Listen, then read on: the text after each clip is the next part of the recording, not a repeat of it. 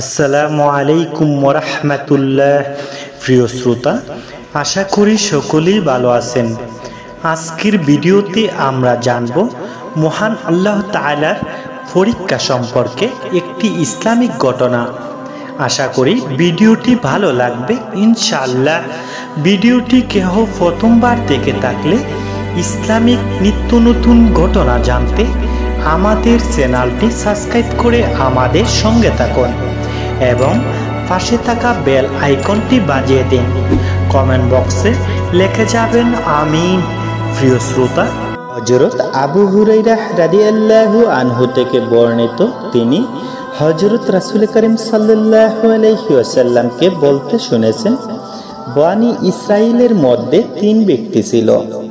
একজন ধবল কুষ্ঠ রোগাক্রান্ত, দ্বিতীয়জন টেকু এবং তৃতীয়জন ছিল অন্ধ।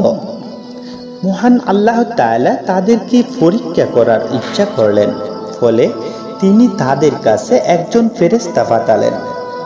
ফেরেশতা প্রথমে ধবল কুষ্ঠ রোগীর কাছে এসে বললেন, তোমার নিকট প্রিয়তম বস্তু কি? সে বলল, সুন্দর রং ও সুন্দর ত্বক, আর আমার নিকট থেকে এই রোগ দূরীভূত হোক, যার জন্য মানুষ আমাকে ঘৃণা করছে। অতঃপর তিনি তাহার দেহে হাত ফিরালেন, যার ফলে মহান আল্লাহ তাআলার আদেশে তার ঘৃণিত রোগ দূর হয়ে গেল এবং তাকে সুন্দর রং দেওয়া হলো। অতঃপর তিনি বললেন, তোমার নিকট প্রিয়তম ধন কি? সে বলল, উট অথবা গাভী। এটি বর্ণনাকারীর সন্দেহ, সুতরাং তাকে 10 মাসের একটি গাভীন উটনি দেওয়া হলো। তারপর তিনি বললেন, আল্লাহ তোমাকে এতে বরকত দান করুন। অতঃপর তিনি টেকুর কাছে এসে বললেন, তোমার নিকট প্রিয়তম জিনিস কি? সে বলল, সুন্দর কেশ এবং এই রোগ দূরীভূত হওয়া, যার জন্য মানুষ আমাকে ঘৃণা করছে। অতঃপর তিনি তার মাথায় হাত ফিরালেন, যার ফলে তার সেই রোগ দূরীভূত হয়ে গেল এবং তাকে সুন্দর কেশ দান করা হলো। অতঃপর তিনি বললেন, তোমার নিকট সবচেয়ে প্রিয়তম ধন কি? সে বলল, গাভী। সুতরাং তাকে একটি গাভীন গাই দেওয়া হলো এবং তিনি বললেন, মহান আল্লাহ এতে তোমার জন্য বরকত দান করুন।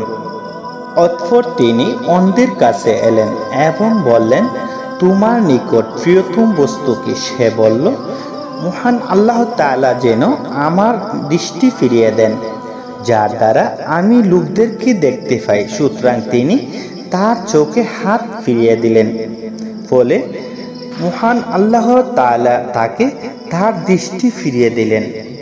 ফেরেশতা বললেন, তুমি কোন ধন সবচেয়ে বেশি পছন্দ করো? সে বলল, ছাগল। সুতরাং তাকে একটি গাভীন ছাগল দেওয়া হলো। অতঃপর ওই দুজনের উট ও গাভীর পাল বৃদ্ধি পেতে লাগলো এবং এই অন্ধের ছাগলটিও বাচ্চা প্রসব করল। ফলে এর এক উপত্যকা ভর্তি উট, এর এক উপত্যকা ভর্তি গরু এবং এর এক উপত্যকা ভর্তি ছাগল হয়ে গেল। পুনরায় ফেরেশতা পরীক্ষার উদ্দেশ্যে তার পূর্বের চেহারা ও আকৃতিতে কুষ্ঠরোগীর কাছে এলেন এবং বললেন, আমি মিসকিন মানুষ, সফরে আমার সকল ফাতায় শেষ হয়ে গেছে, ফলে সব দেশে পৌঁছানোর জন্য মহান আল্লাহ অতঃপর তোমার সাহায্য ছাড়া আজ আমার কোনো উপায় নেই।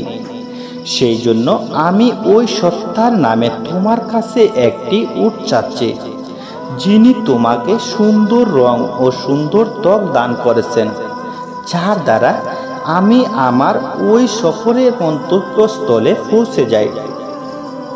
সে উত্তর দিল যে আমার দায়িত্বে আগে থেকেই বহু অধিকার ও দাবি রয়েছে। এই কথা শুনে ফেরেশতা বললেন, তোমাকে আমার চেনা মনে হচ্ছে। তুমি কি কোনো কুষ্ঠরোগী ছিলে না? লোকেরা তোমাকে ঘৃণা করত। তুমি কি দরিদ্র ছিলে না? মহান আল্লাহ তাআলা তোমাকে ধন প্রদান করেছেন।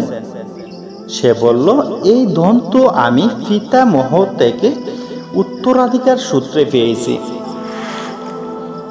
ফেরেশতা বললেন, যদি তুমি মিথ্যাবাদী হও তাহলে আল্লাহ তাআলা তোমাকে পূর্ব অবস্থায় ফিরিয়ে দিন।